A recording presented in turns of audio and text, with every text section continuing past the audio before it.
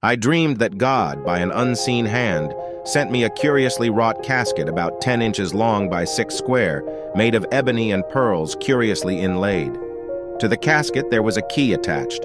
I immediately took the key and opened the casket, when, to my wonder and surprise, I found it filled with all sorts and sizes of jewels, diamonds, precious stones, and gold and silver coin of every dimension and value, beautifully arranged in their several places in the casket, and thus arranged they reflected a light and glory equaled only to the sun. I thought it was not my duty to enjoy this wonderful sight alone, although my heart was overjoyed at the brilliancy, beauty, and value of its contents.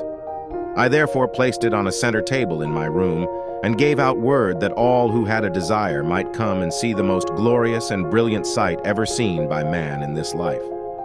The people began to come in, at first few in number, but increasing to a crowd. When they first looked into the casket, they would wonder and shout for joy. But when the spectators increased, everyone would begin to trouble the jewels, taking them out of the casket and scattering them on the table. I began to think that the owner would require the casket and the jewels again at my hand, and if I suffered them to be scattered, I could never place them in their places in the casket again as before, and felt I should never be able to meet the accountability, for it would be immense. I then began to plead with the people not to handle them, nor to take them out of the casket, but the more I pleaded, the more they scattered. And now they seemed to scatter them all over the room, on the floor, and on every piece of furniture in the room. I then saw that among the genuine jewels and coin, they had scattered an innumerable quantity of spurious jewels and counterfeit coin. I was highly incensed at their base conduct and ingratitude, and reproved and reproached them for it. But the more I reproved, the more they scattered the spurious jewels and false coin among the genuine. I then became vexed in my physical soul and began to use physical force to push them out of the room.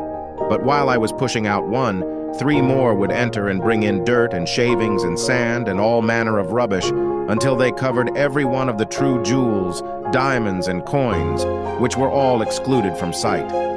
They also tore in pieces my casket and scattered it among the rubbish. I thought no man regarded my sorrow or my anger. I became wholly discouraged and disheartened, and sat down and wept. While I was thus weeping and mourning for my great loss and accountability, I remembered God, and earnestly prayed that he would send me help. Immediately the door opened, and a man entered the room when the people all left it.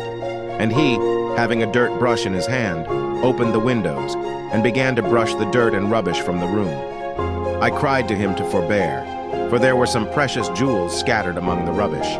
He told me to fear not, for he would take care of them. Then, while he brushed the dirt and rubbish, false jewels and counterfeit coin, all rose and went out of the window like a cloud, and the wind carried them away. In the bustle, I closed my eyes for a moment. When I opened them, the rubbish was all gone. The precious jewels, the diamonds, the gold and silver coins lay scattered in profusion all over the room. He then placed on the table a casket, much larger and more beautiful than the former, and gathered up the jewels, the diamonds, the coins, by the handful, and cast them into the casket, till not one was left, although some of the diamonds were not bigger than the point of a pin. He then called upon me to come and see. I looked into the casket, but my eyes were dazzled with the sight. They shone with 10 times their former glory. I thought they had been scoured in the sand by the feet of those wicked persons who had scattered and trod them in the dust. They were arranged in beautiful order in the casket, everyone in its place, without any visible pains of the man who cast them in. I shouted with very joy, and that shout awoke me.